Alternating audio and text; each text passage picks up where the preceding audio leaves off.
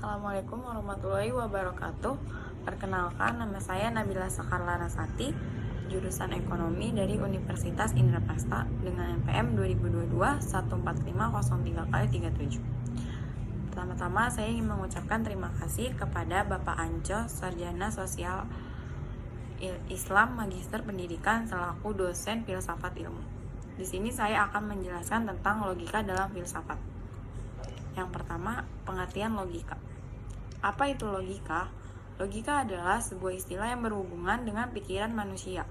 Logika sebagai salah satu cabang ilmu filsafat yang dapat dipraktikkan dalam kehidupan sehari-hari. Dalam bidang filsafat sendiri, logika tidak dapat dipisahkan dalam proses mencari suatu kebenaran atau kesahihan. Pengertian logika menurut para ahli. Yang pertama ada menurut Aristoteles. Aristoteles mengungkapkan logika adalah ajaran mengenai berpikir secara ilmiah, membahas wujud pikiran itu sendiri, dan hukum yang mengendalikan pikiran. Yang kedua ada William Alston. William Alston menjabarkan logika adalah pengkajian atau studi terkait penyimpulan secara cermat, upaya untuk memutuskan segala ukuran guna memilah penyimpulan mana yang sah dan mana yang tidak sah. Yang ketiga ada Sukadijo. Sukadijo berpendapat bahwa logika adalah suatu teknik atau cara yang memang diciptakan atau dibuat untuk meneliti ketepatan manusia dalam menalar. Yang keempat ada Louis Katzoff. Katzoff memahami bahwa logika adalah ilmu pengetahuan terkait penyimpulan yang sejajar atau lurus. Logika menjabarkan mengenai aturan-aturan dan cara guna mencapai suatu kesimpulan.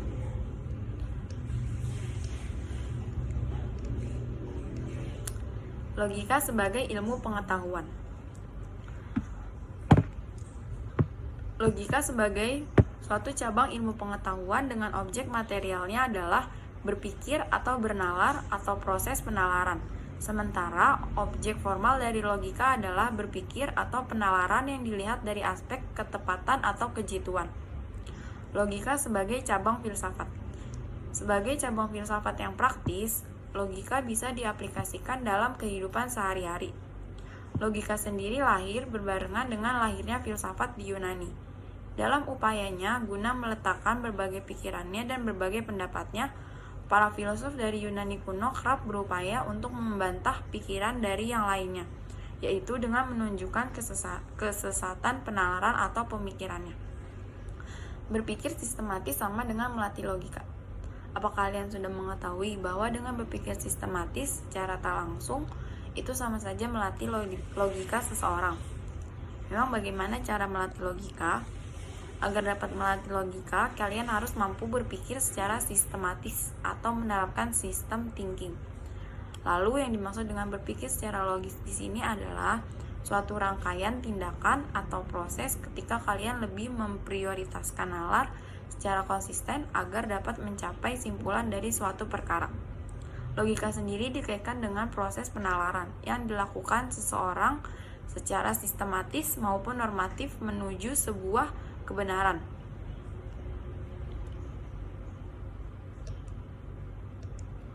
Apa saja komponen berpikir logis? Komponen berpikir logis memiliki 3. Yang pertama ada konsep atau pengertian. Di sini adalah pemahaman inti dari suatu kejadian, peristiwa, atau suatu objek. Dengan kata lain, konsep atau pengertian adalah bentuk konsep yang juga memiliki arti sebagai gambaran secara luas dari suatu kejadian, peristiwa, ataupun suatu objek. Lalu, melalui pengertian konsep itu muncullah suatu rumusan. Rumusan adalah suatu rasa ingin tahu atau penasaran akan sesuatu hal. Apabila sudah paham betul terkait kedua hal tersebut, dari situlah melahirkan sebuah definisi atau pengertian. Selanjutnya, decision atau keputusan adalah suatu sikap dari individu ketika mengungkapkan untuk mengakui atau memungkiri sesuatu perkara atau hal.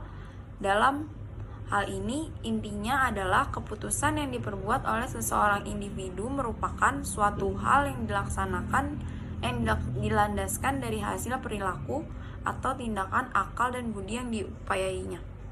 Yang terakhir ada reasoning atau penalaran. adalah proses seorang individu atau manusia yang bertaut dengan akal budi, dengan maksud untuk mencapai kesimpulan dari berbagai hal yang telah diketahui dan dipahaminya. Berbagai hal yang diketahui dan dipahaminya itu disebut sebagai data. Data merupakan fakta empiris yang mana bisa saja sebelumnya sudah diketahui kebenarannya atau kesahihannya. Kemudian, dari data yang diperoleh itu akan membuahkan kesimpulan dan pendapat baru yang mana bisa saja belum pernah ada sebelumnya. Kalau gitu, apa keterkaitan antara konsep, decision, dan reasoning? Ketiga hal tersebut memiliki keterkaitan yang erat. Hal itu karena bila mana salah satu dari 3 komponen tersebut tidak ada, hasil dari berpikir tidak dapat dipastikan akan sinkron dengan logika berpikir seperti yang semestinya. Dengan begitu, untuk berpikir logis, ketiga komponen tersebut diharuskan melalui proses atau tahapan yang berurutan dan memang tidak bisa bekerja secara sembarang atau acak. Cara berpikir dan belajar memahami logika.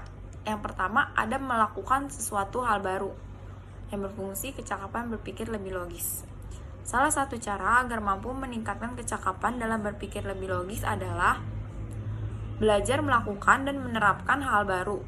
Sama seperti halnya pada bagian otot tubuh, pikiran pun memerlukan dorongan atau stimulasi lebih optimal dan berkala. Maka dari itu, kalian dapat memilih salah satu hobi ataupun aktivitas baru yang mana nantinya akan dikerjakan atau dilakukan secara rutin. Yang kedua, olahraga rutin atau mampu meningkatkan kemampuan otak. Mungkin kalian bertanya, apa hubungan antara olahraga rutin dan meningkatkan kemampuan otak dalam berpikir logis? Nyatanya, kegiatan olahraga mampu memberikan manfaat besar bagi otak.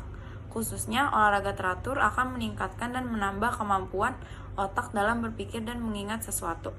Contoh olahraga yang dapat kalian terapkan yaitu dengan senam pagi. Yang ketiga, membaca karya tulis fiksi secara rutin, mampu meningkatkan nalar. Tidak perlu menerapkan cara yang memerlukan banyak biaya, sebab dalam usaha meningkatkan rasio otak atau nalar dalam berpikir logis akan lebih mudah dengan rutin membaca karya tulis fiksi. Yang keempat, ada memainkan permainan jenis strategi. Kalian dapat memakan waktu dengan bermain game yang jenisnya strategi. Ada banyak jenis game yang dapat dilakukan dengan tujuan mengasah dan meningkatkan kemampuan otak individu dalam berpikir secara logis. Contohnya dengan permainan catur, dapat meningkatkan berpikir logis pada seseorang individu. Yang kelima, ada mempertimbangkan risiko dari setiap keputusan. Tak jarang kita belum terlalu memikirkan risiko dalam setiap keputusan yang dilakukan. Oleh karena itu, dalam berpikir logis pun harus mempertimbangkan banyak kemungkinan, sehingga dari satu persatu bagian keputusan yang dilakukan harus dapat dipertimbangkan lebih baik lagi, baik itu risiko buruk maupun risiko kebaikannya. Yang keenam, ada sadar terhadap pikiran irasional. Pada beberapa kasus, seorang individu dapat melakukan tindakan di luar nalar atau logika karena tak memperhitungkan atau mempertimbangkan pemikiran logisnya. Oleh sebab itu, kalian perlu memaksimalkan langkah untuk berpikir secara logis, terlebih pikiran irasional. Alangkah baiknya diperhitungkan dan dipertimbangkan apabila kalian sedang melakukan aktivitas sehari-hari. Yang terakhir, ada memberikan label pada kondisi tertentu. Label yang dimaksud dalam konteks ini adalah beberapa kebiasaan untuk menyimpulkan saat suatu masalah terjadi. Misalnya label bahwa seorang individu bersalah, sebab memang keputusan salah dapat memberi akses lebih gampang untuk berpikir logis. Akan tetapi, janganlah terlalu sering memberi label, kemudian menghilangkan keinginan untuk menilai diri sendiri atau individu lain, sehingga semua tindakan yang kalian lakukan tak terlalu memberi efek buruk ke semua individu. Anggapan akan kondisi seorang individu dapat memberi pengalaman menarik bahwa ketika berpikir rasional harus mempertimbangkan banyak pandangan. Belum tentu dari kondisi individu yang sifatnya personal, sehingga akan lebih baik apabila kalian berpikir lebih rasional saat melihat suatu kejadian tertentu. Sekian. Yang terakhir, ada mengakses informasi suatu berita secara mendalam.